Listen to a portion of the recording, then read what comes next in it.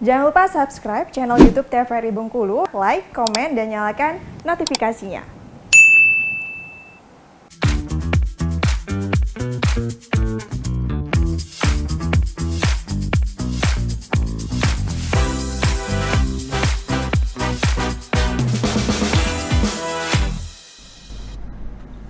Balik lagi di Opini, obrolan pagi ini masih dengan tema yang sama, yaitu buruh nasibmu kini, bersama dengan Bang Deddy sebagai pengamat.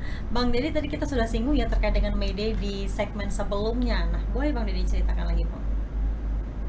May Day ini kan simbol Hari Buruh Internasional, simbol persaudaraan buruh, solidaritas buruh yang memperjuangkan kepentingan bersamanya. Dan ini diakui di Indonesia sebagai sebagai hari besar yang diliburkan. Nah, itu bahasanya kan. Presiden SBY menetapkannya sekitar tahun 2013 kalau nggak salah ya. May Day di mata kawan-kawan pekerja semangat solidaritas tadi, semangat bersamanya itu, kumpul sama-sama, punya pandangan sama-sama, memperjuangkan kepentingan sama-sama, melindungi anggotanya sama-sama kayak gitu kan. Jadi dibicarakan pasti yang menyangkut hal yang dasar juga sih sebenarnya dalam May Day.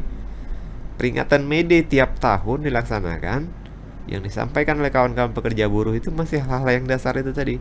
Kalau tahun ini pasti konsentrasinya fokusnya ke cipta kerja. Iya. Tapi kalau di luar tahun kayak gini, di luar agenda cipta kerja kayak gini sih masih juga yang dibicarakan tuh tentang pokok persoalan pekerja, hal-hal dasar, upah, kembali hal-hal seperti itu yang bicarakan di dalam peringatan May Day itu. Sebenarnya di Indonesia ada 2 hari besar untuk pekerja buruh. Yang ditetapkan oleh pemerintah Indonesia, Hari Pekerja Indonesia itu tanggal 20 Februari. Iya. Sudah 2 bulan yang lalu kita lewati. Nah, kemudian ada penetapan baru tentang mengikuti perayaan May Day Internasional, peringatan Hari Buruh Internasional. Jadi untuk pekerja buruh artinya di Indonesia ada 2 hari, 2 kali peringatan. Cuma yang populer Itu 1 Mei. 1 Mei, May Day. Pertama itu peringatan internasional, kedua sudah diliburkan. Nah, ini bikin jadi populer, jadi orang, wah ini hari penting ini kan kayak gitu. Makanya populer karena Ya. libur. Kalau 20 Februari enggak. Yang ingat ya teman-teman para pekerja aja, wah bahwa hari ini ada hari pekerja kayak gitulah. Tapi apa kemudian yang terus biasanya digaungkan jadi isu utama dalam media adalah hak dasar memang. Biasanya ada momentum tertentu juga berkaitan tentang hak umum kalau ada momentum tertentu kan. Ya kurang lebih seperti itulah memang peringatan May Day itu kan tahun ini sama tahun sebelumnya isinya hampir aja sama. Bagi para pekerja sih itu tentang mengingatkan masing-masing diri untuk selalu bersama-sama, sehingga apa yang bisa dikerjakan bersama, bisa diperjuangkan bersama, tentu akan menghasilkan hasil yang lebih baik, gitu aja sih. Persaudaraan pekerja kayak gitulah kurang lebih kan. Ini kan ada 2 hari besar ya Bang ya, buruh ya Bang. Kenapa bisa sampai 2 Bang? Yang populer cuma 1 kan, meskipun itu 1 Mei ya. Dan juga yang 20 Februari tadi ya Bang ya. Kesejarahan pekerjaannya kayak gitu. 20 Februari itu lebih duluan ditetapkan sebagai hari pekerja. Walau di tingkat internasional May Day lebih duluan dirayakan. Iya. Tapi di Indonesia dalam pengaturannya kan ya, Indonesia ini kenal May Day dari tahun Belanda juga sih, zaman Belanda, zaman kolonial 1900-an. Zaman serikat pekerjaannya masih Serikat Pekerja Perkebunan Tebu sama Serikat Pekerja Jawatan Kereta Api kayak gitu kan. Itu sudah ada peringatan May Day. Kemudian masuk tahun-tahun awal masih ada peringatan. Kemudian di era Orde Baru orang nggak bicara May Day. Kemudian terakhir muncul lagi May Day. Di antara itu ya ada tadi penetapan Hari Pekerja. Penetapan Hari Pekerja juga selama ini nggak dirayakan juga sih. Cuma kemudian ketika reformasi, May Day kan jadi kencang dirayakan oleh para pekerja, kemudian mendapat pengakuan negara dengan penetapan hari libur. Gitu. Solidaritas dari para buruh ini tinggi ya Bang ya? Sangat terjalin dengan erat. Bisa dibilang seperti itu, bisa juga enggak sih Mbak. Karena kan kalau bicara pekerja itu tadi di awal tadi kan ya siapapun yang menerima upah. Cuma kalau dari posisi yang lain, orang menganggap pekerja, buruh, karyawan itu berbeda-beda, padahal sama dalam undang-undang. Nah, yang berkumpul bersama-sama, bikin serikat, berjuang sama-sama, jumlahnya nggak banyak loh Mbak, Iya. walau pekerjaannya banyak. Jadi solidaritasnya nggak juga begitu kuat-kuat sih. Cuma yang tampil ke jalan, yaitu yang maju.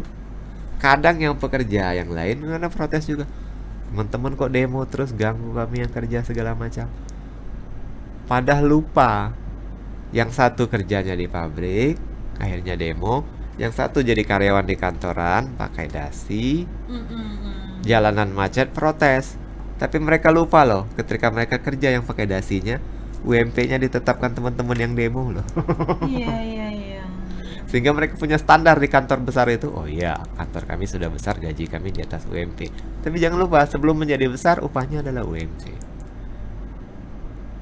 Nah, ngukurnya kayak gitu Mbak.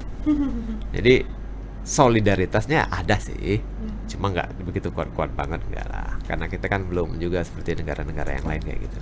Berarti memang sampai dengan sekarang, tadi kan Abang bilang kalau setiap tahunnya permasalahannya masih itu saja ya Bang ya? Belum ada penyelesaian berarti Bang ya? Ada sih penyelesaian, cuma kan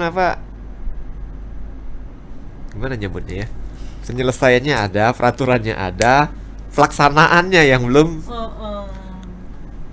terlaksana dengan baik, belum terlaksana dengan rata. Umpamanya kayak gini, ada perusahaan sudah memenuhi ketentuan, ada perusahaan yang belum memenuhi ketentuan.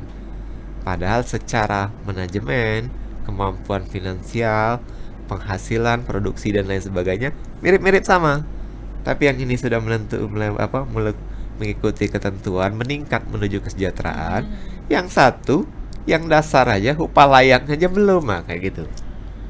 Jadi bicaranya dari tahun ke tahun tetap sama. Karena yang diperingatkan ini, ada yang perlu diingat, mengenai bicara solidaritas tadi. Teman-teman yang demo ini sebenarnya sebagian dari mereka nggak ada juga yang mesti mereka perjuangkan, karena mereka sudah melalui itu.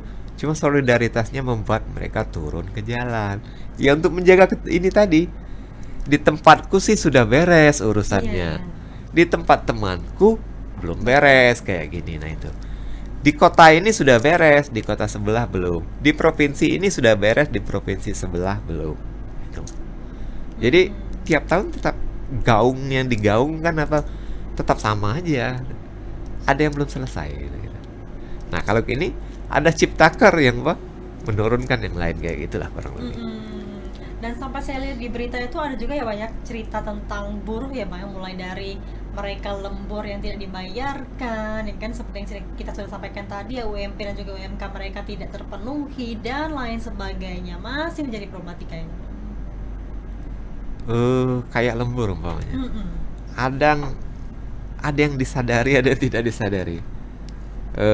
Manajemen kadang ada pekerjaan penting meminta karyawannya untuk menambah jam kerja, cuma tidak memenuhi kewajiban tentang hak lemburnya.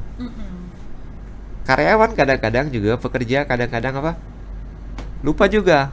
Ya hari ini kan aku cuma diminta tambahan waktu 1 jam 2 jam, ya udahlah nggak apa-apa. Besok enggak, minggu depan muncul lagi 1 jam 2 jam. Akhirnya dalam 1 minggu atau 1 bulan muncul 4 jam tambahan atau 5 jam tambahan kerja. Seharusnya ini dihitung, tapi karena lupa, dari awal sudah terbiasa tadi ya. Terbiasa, kemudian itu jadi lupa, kemudian salah satu tidak berani mengingatkan yang lain, yang satu pernah lupa itu. Nah makanya yang kayak gitu seharusnya diselesaikan di perjanjian kerja. Di tingkat perusahaan ada yang namanya, biasanya ada yang disebut PKB, peraturan kerja bersama. atau PP peraturan perusahaan. Nah, di sana dirinci disebutkan memang lewat 8 jam sehari itu lembur. Nah, gitu. Oke Bang Deddy, kita catat dulu. Nanti kita bahas lagi ya Bang ya terkait dengan lembur ini. Pemirsa, kami akan kembali setelah jeda pariwara berikut ini.